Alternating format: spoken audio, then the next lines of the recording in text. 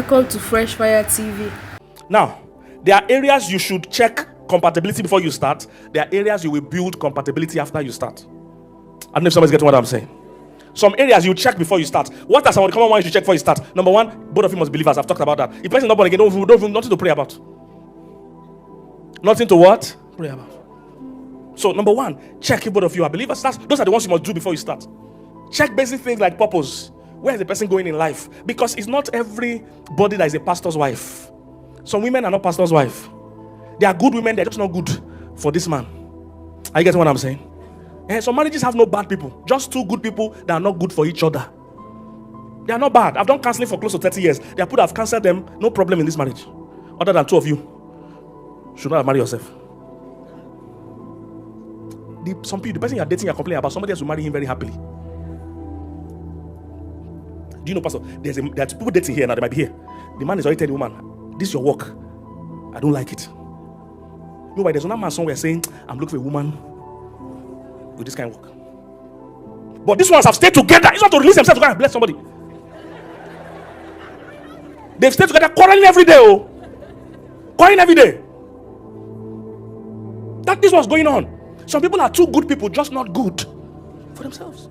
The person you are complaining about, somebody who might, I've seen this many times, Pastor. I've been in church, counseled a couple, they fought every day till they broke up.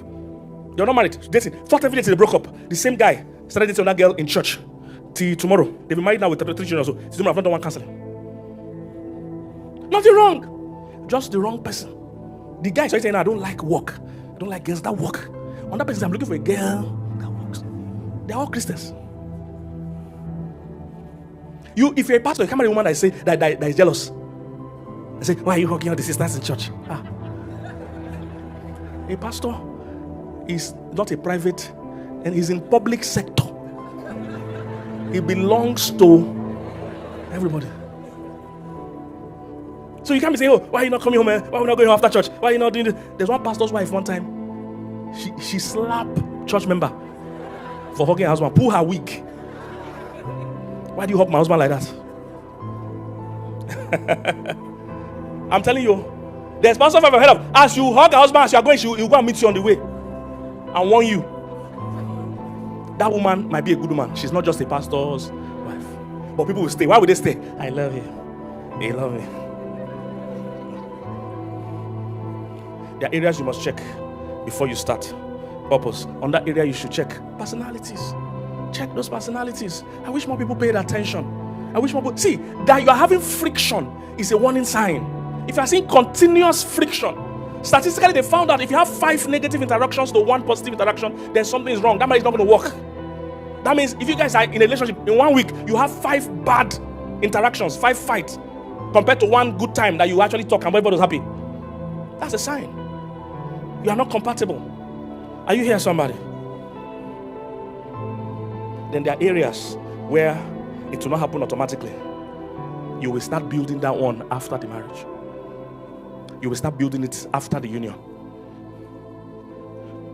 Those areas are, for instance, things that concern your role as a man.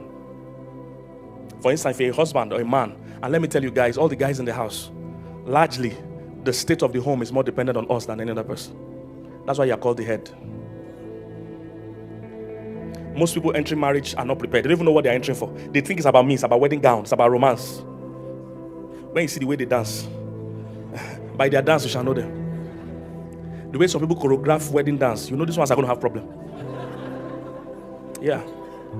Statistically, the more money you put in your wedding, the more likely it's going to end in divorce. That's what the statistics says. And I understand the reason why. It's very simple. It's very simple. If you put so much energy in wedding, guess what area you're not putting energy? That's why, because you're one person. The kind of delicate planning I see in your wedding, it shows me you are not putting effort in other places. That's what it shows me.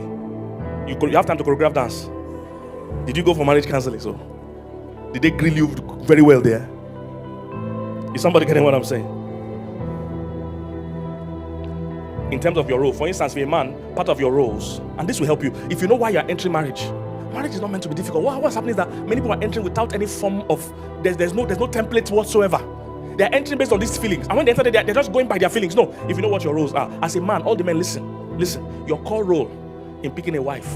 And this is important for women now, we'll get to you. Because a lot of us are praying for marriage, but we don't even know why we're praying. So God, give me a house, give me a wife, give me a wife. Why? Because I'm lonely. It's time to settle down. I want children. All those are wrong purposes why you want to marry. Or Sister Bossa is married. All my sisters are married. All my aunts are married. Those are wrong purposes to marry. Those are wrong purposes to marry. Even some people looking for compatibility, they're looking for the wrong compatibility. They're saying, I want to marry from my tribe. That's compatibility, but that's a useless one in the grand scheme of things. I don't know if I mentioned it last time I came. Are you here, somebody? So there are things you must check if they align before. Some you must check if they align after. You must keep building it. This is why, ladies and gentlemen, except for those of us that are Christians, please be wary of any God told me to marry you. Please be wary of it. I'm seeing too many of those nonsense. Why are you here? God told me to come. Leave God aside. Do you want to come? Because we can't hold you by what God said. We can only hold you by what you said. I don't know if somebody's getting what I'm saying. I said we can't hold you by what God said. We can only hold you by what you said.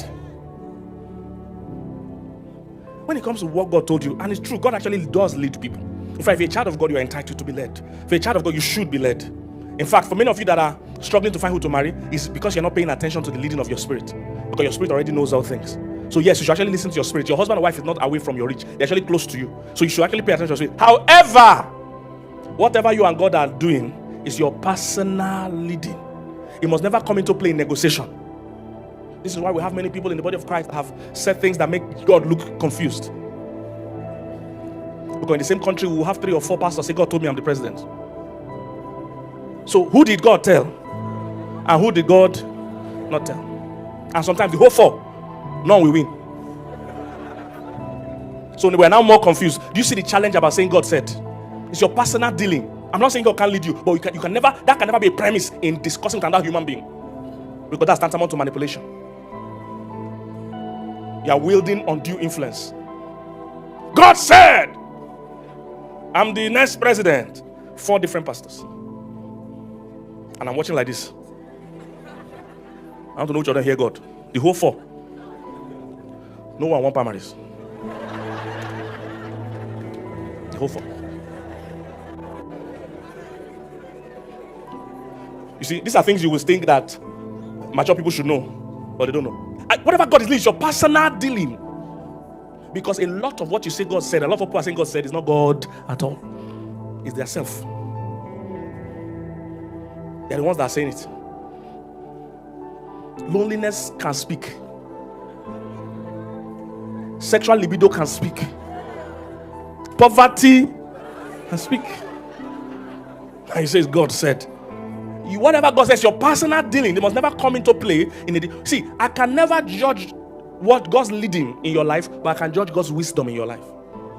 But God's wisdom is already written and established. For instance, you come marry an unbeliever, it's written. It can't change. So if you come and tell me God is leading you to marry an unbeliever, I know can never be God. Is somebody get what I'm saying? I can trust God's wisdom any day, anytime because it's established. I can never trust what you claim God is leading you. Is somebody getting what I'm saying? So you can't use all those God said. You need to focus on the things that you really can control.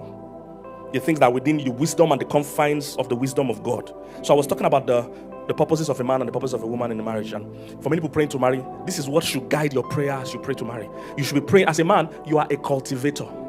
So if you are praying to marry, what your prayer should be, Lord, show me that your daughter I am sent to cultivate. I am sent to build. Because Adam was a husband. Husband is from husbandry. He was a husbandman. It's somebody that tends or keeps a garden. So if you're saying, oh God, I'm ready to marry, what you mean is that you are getting more erections that you can handle.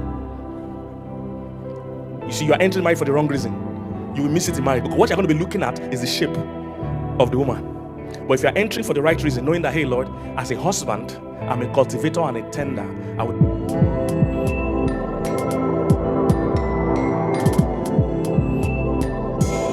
Thank you for watching.